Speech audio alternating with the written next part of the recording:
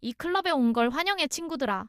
자, 선생님들, 이게 무슨 말이냐면요. 2020년 9월 1일에 미국의 대표 팝스타 조나스 브라더스가 트위터에 올린 축하 인사거든요. 받는 사람은 한국의 방탄소년단. 무슨 클럽이냐? 빌보드 핫백에 데뷔하자마자 1위로 꽂힌 가수들만 들어갈 수 있는 전 세계 팝스타들이 평생 한번 못 들어가 보고 은퇴하는 바로 그 클럽이에요. 오늘 얘기할 건 딱 하나예요. 다이너마이트란 노래 한 곡이 어떻게 미국 차트의 정상을 뚫었고 그게 어떻게 1조 7천억 원이라는 어마어마한 돈으로 돌아왔는지 그 하나만 끝까지 파볼 거예요. 저는 그때 영국에서 아침에 휴대폰으로 이 소식을 처음 봤는데 솔직히 제 뚝배기에 지진이 났거든요. 옆에 있던 영국인 동료가 왜 그러냐고 물어볼 정도였어요. 한국에서 온 7명의 청년들이 빌보드 핫백 1위라니 끝까지 보시면 이게 왜 그냥 운 좋은 차트 1위가 아니고 처음부터 계산된 정복이었는지 완전히 이해하시게 될 거예요. 자, 팩트부터 착지시켜 볼게요. 빌보드 핫백이 뭐냐? 미국에서 판매량, 스트리밍, 라디오 방송 횟수를 전부 합산해서 매주 발표하는 싱글 차트예요. 미국 대중음악의 공식 성적표 그 자체인 거죠. 방탄소년단이 앨범 차트인 빌보드 200에서는 이미 1위를 해봤지만 노래 하나하나로 겨루는 핫백 정상은 완전히 다른 얘기예요. 앨범은 팬덤이 사주면 되지만 싱글은 미국 대중 전체가 실제로 듣고 틀어줘야 하니까요. 그런데 2020년 9월 1일 다이너마이트가 여기에 데뷔하자마자 1위로 진입해요. 1958년에 시작된 이 차트의 60년 넘는 역사에서 한국 가수로는 최초, 그리고 데뷔 즉시 1위라는 건 1995년 마이클 잭슨이 역사상 처음 해낸 이후로 극소수 가수만 가진 기록이에요. 숫자를 보면 더 살벌해요. 진입 첫 주에 미국 내 스트리밍만 3,390만 회, 다운로드가 26만 5천 건의 실물 싱글까지 합치면 판매가 30만 장인데 이건 미국에서 지난 3년 사이 가장 많이 팔린 디지털 싱글 주간 기록이었거든요. 뮤직비디오는 어땠느냐? 공개 24시간 만에 1억 110만 뷰, 종전 기록이 블랙핑크의 8,630만 뷰였는데 그걸 갈아치우면서 유튜브 역대 1위가 됐고 공개 순간에 동시 접속한 사람만 300만 명이 넘었어요. 아이튠즈에서는 104개 나라에서 1위를 했는데 발매 8시간 만에 100개국을 돌파해서 2015년 아델이 세운 종전 최단 기록까지 깼어요. 이게 끝이 아니에요. 카디비의 신곡에 잠깐 밀렸다가 다시 올라와서 비연속으로 통산 3주 1위까지 해요. 게다가 1위 발표 그날 같은 날 열린 MTV 비디오 뮤직 어워드에서 아시아 아티스트 최초로 사관왕까지 하는 겹경사가 터져요. 이 소식에 미국 팝스타들이 어떤 반응을 보였는지는 잠시 후에 소개해 드릴게요. 근데 선생님들, 이런 얘기 들으면 이렇게 생각하실 수도 있어요. 아유, 팬들이 몰아서 사준 거 아니야? 하고 웃고 넘기실 수도 있는 거죠. 실제로 미국 음악 매체 스테레오검의 평론가는 나중에 후속곡 버터 때 대놓고 이렇게 저격했어요. 다운로드를 69센트에 팔았다. 인스트루멘탈 버전도 69센트다. 그리고 그 판매량은 전부 이들의 차트 성적으로 합산된다.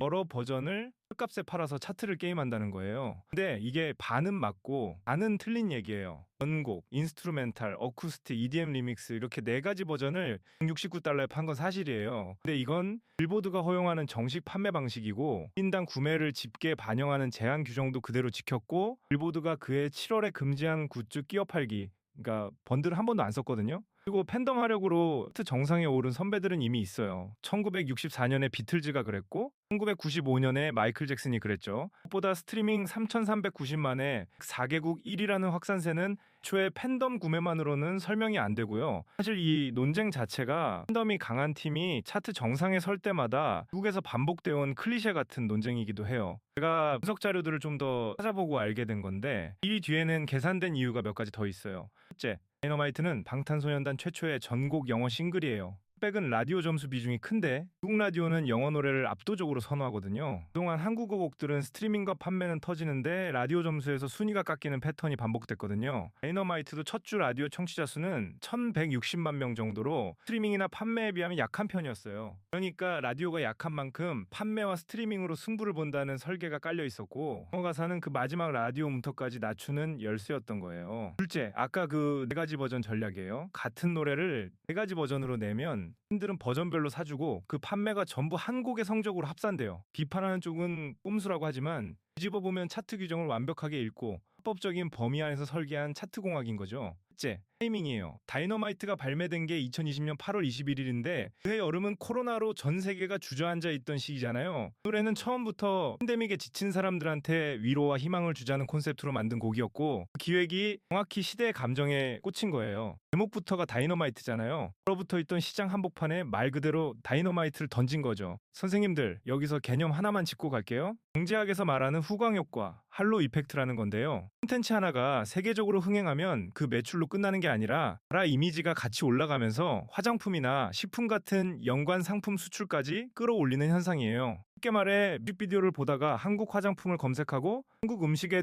도전해보는 그 흐름이 전부 수출 통계로 잡히는 거예요. 실제로 한국문화관광연구원이 추산한 다이너마이트 1위의 경제적 파급 효과가 총 1조 7천억 원인데 기억을 뜯어보면 노래의 직접 매출은 2,457억 원이고 생산 유발 효과가 1조 2,324억 원, 부가가치 유발 효과가 4,801억 원, 그리고 연관 소비재 수출 증가분이 3,717억 원이에요. 노래 자체가 번 돈보다 노래가 끌어올린 돈이 몇 배나 더 큰 구조인 거죠. 저는 이 숫자 보고 속옷에 복분자가 맺혔거든요. 아까 약속드렸던 해외 반응 갈게요. 먼저 당대 최고 팝스타 중 한 명인 위켄드가 트위터에 이렇게 올려요.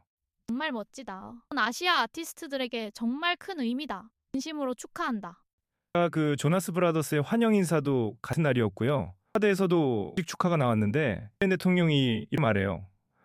정말 대단한 일이다. 힙합의 자부심을 한층 더 높여준 훌륭한 성취다.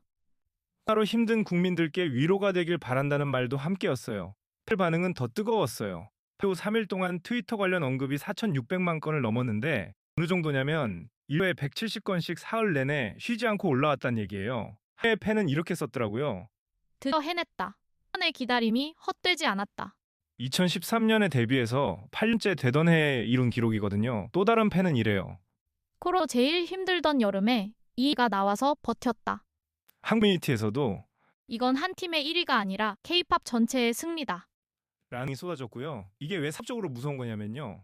그 경제가 추산은 고용 효과 7,928명이라는 항목도 있어요. 노래하기 8,000명 가까운 사람의 일자리를 만든 거예요. 그리고 이 기세를 발판으로 바로 다음 달인 10월에 소속사 빅히트가 코스피에 상장하는데 시초가 공모의 2배로 형성돼요. 노래 한 곡의 기세가 주식시장의 평가에까지 바꿔놓은 거예요. 11월은 다이너마이트가 K그룹 최초로 그래미 후보에까지 올라요. 수상 아쉽게 불발됐지만 미국 산업의 심장부가 한국의 이름을 후보 명단에 올렸다는 것 자체가 처음인 일이었던 거죠. 핫백 1위, 상제박, 그래미 후보. 이게 전부 노래 한 곡에서 시작된 도미노인 거예요. 영국에 있는 저 같은 사람들한테는 연하가 팁으로 느껴지거든요.